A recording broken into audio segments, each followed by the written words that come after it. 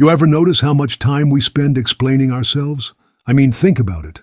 You're at work, and someone questions your decision on a project, so you launch into this long-winded defense of why you did what you did.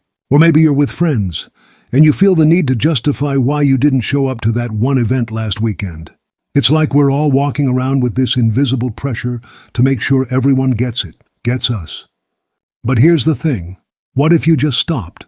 What if, instead of explaining yourself to everyone, you just focused on winning? That's what we're diving into today. How to stop explaining yourself and start winning at life. Because trust me, the less you explain, the more you achieve. Let's start with why we even feel the need to explain ourselves in the first place. It's not like we're born with this urge to justify every move we make. Babies don't explain why they're crying, they just cry. Kids don't explain why they want to play. They just run outside and do it. Somewhere along the way, though, we pick up this habit. Maybe it's from school, where teachers demanded we show our work on every math problem. Or maybe it's from parents who wanted to know why we didn't clean our room. Society drills into us this idea that every action needs a reason, and that reason better be good enough for everyone else. But here's the kicker. Most of the time, people don't actually care about your reasons. They're too busy with their own lives to sit there analyzing your choices. So why are we wasting all this energy trying to make them understand? Think about the last time you explained yourself. Maybe it was at work, and your boss asked why a project was late. You probably went into this whole spiel about how the client was slow to respond, or how your computer crashed, or how you had to juggle 10 other tasks. And sure, maybe those were valid reasons. But did your boss really need the full story? Or did they just want to know the project was going to get done? Most of the time, people aren't looking for your life story. They're looking for results. Yet we get so caught up in making sure everyone knows we're not incompetent that we forget to just focus on delivering. That's where the shift needs to happen. Stop trying to prove you're not a failure and start proving you're a winner. Now, I'm not saying you should never explain anything. There are times when clarity is necessary. Like if you're in a relationship and your partner genuinely needs to understand your perspective, or if you're working on a team and someone needs context to do their job. But there's a difference between providing necessary information and over-explaining out of insecurity. The problem is, most of us are doing the latter. We're not explaining because it's productive. We're explaining because we're afraid of being judged. We're scared someone's going to think we're lazy or incompetent or selfish. So we overcompensate with words, thinking that if we can just make them see our side, they'll approve of us. But approval doesn't come from words. It comes from results. Let's talk about what winning means in this context. Winning isn't about crushing everyone else or being the best at everything. It's about achieving your goals, whatever they are. Maybe for you, winning is getting that promotion at work. Maybe it's running a marathon. Maybe it's just getting through a tough week without losing your mind. The point is, winning is personal. It's about moving toward the life you want step by step. But you can't move forward if you're constantly looking backward, trying to justify every step you've taken. Every time you stop to explain yourself, you're losing momentum. You're giving away your energy to people who, frankly, might not even deserve it. Imagine you're running a race. You're halfway through and you're feeling good. Your pace is solid, your breathing steady. But then someone on the sidelines yells, "Why are you running like that? Why aren't you going faster?" Now, if you stop to explain that you're pacing yourself for the long haul, or that you're recovering from an injury, or that you're just happy to be in the race at all, what happens? You lose your rhythm, you slow down, maybe you even lose your place. That's what over-explaining does to your life. It pulls you out of your flow and makes you question yourself. The people who are winning, they're not stopping to chat with the sidelines. They're keeping their eyes on the finish line. So how do you break this habit? How do you stop explaining yourself and start focusing on winning?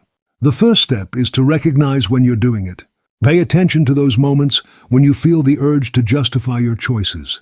Maybe you're about to tell your coworker why you didn't finish a task on time, or you're about to explain to your friend why you can't hang out this weekend.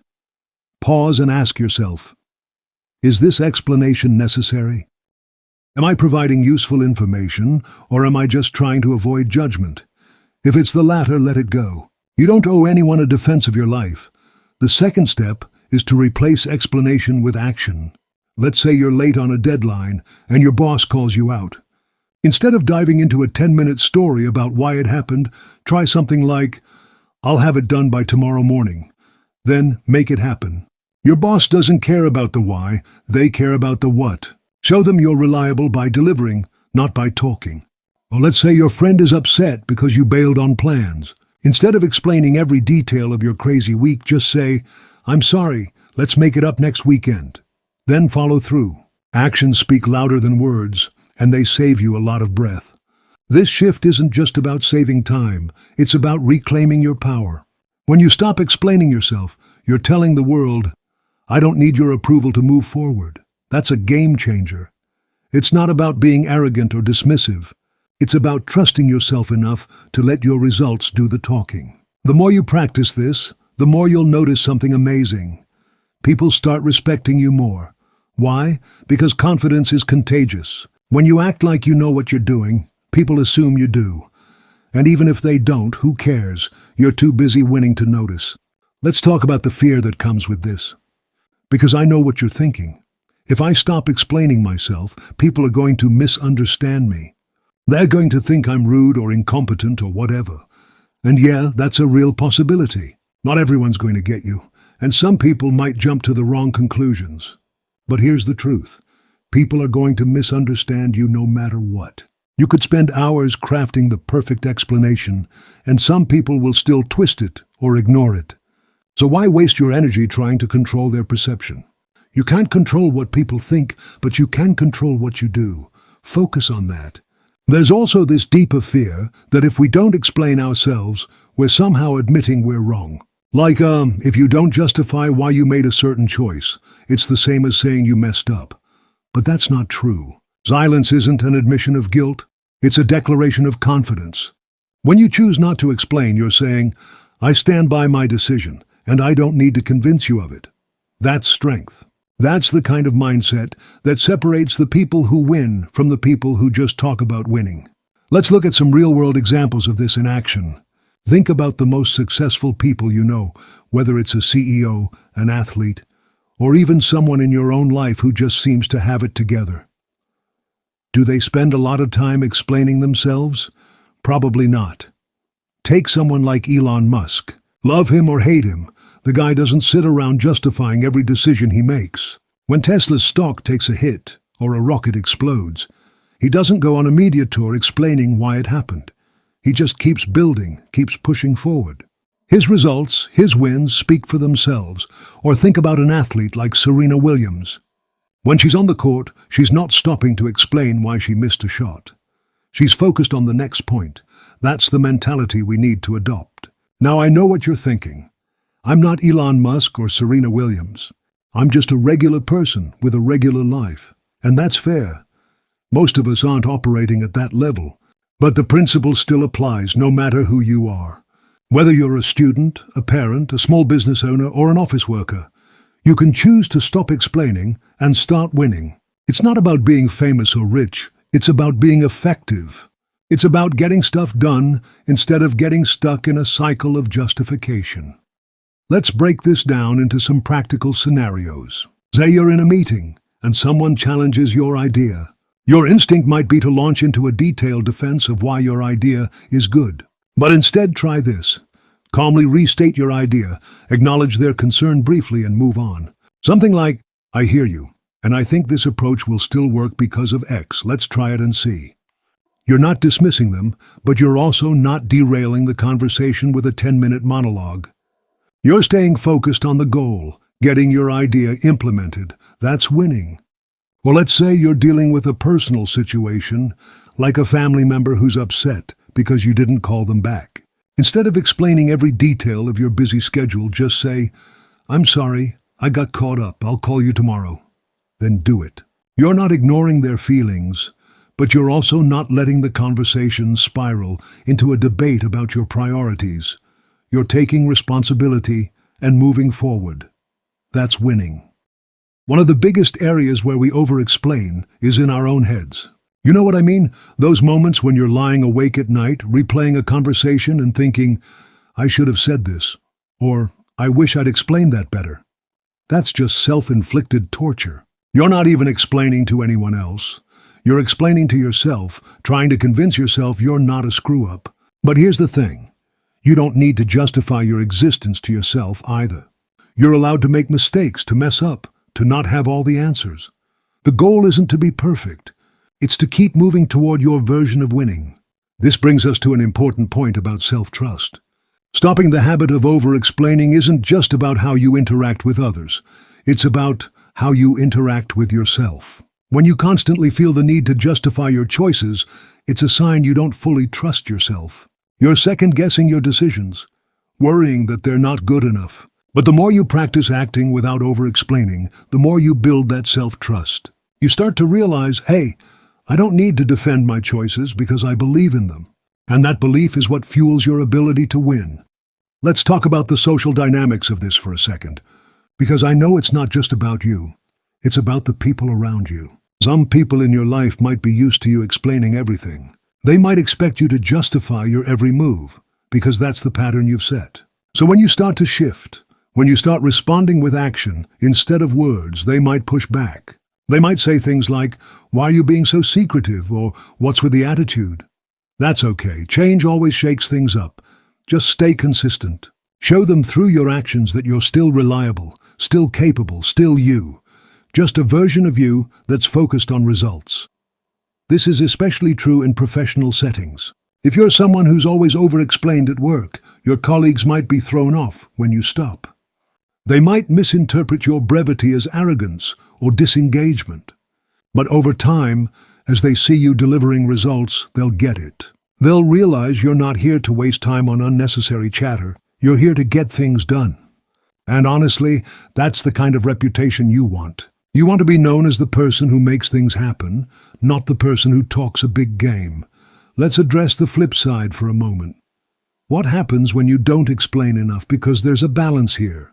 If you go too far in the other direction and refuse to communicate at all, you risk coming across as uncooperative or aloof. The goal isn't to shut down all communication. It's to stop over-explaining out of insecurity. So how do you find that balance? It's about intention. When you speak, ask yourself, am I saying this to move things forward, or am I saying this to protect my ego? If it's the former, go for it. If it's the latter, hold back. That's the filter that keeps you on track. Another thing to consider is the cultural context. In some cultures, explaining yourself is a sign of respect or humility. If you're in an environment where that's the norm, going full no explanations might not land well. But even in those settings, you can still practice restraint. You can provide enough context to show respect without falling into the trap of over-justifying. It's about being strategic, knowing when a brief explanation serves the situation, and when it's just you trying to avoid criticism. Let's talk about the long-term impact of this mindset.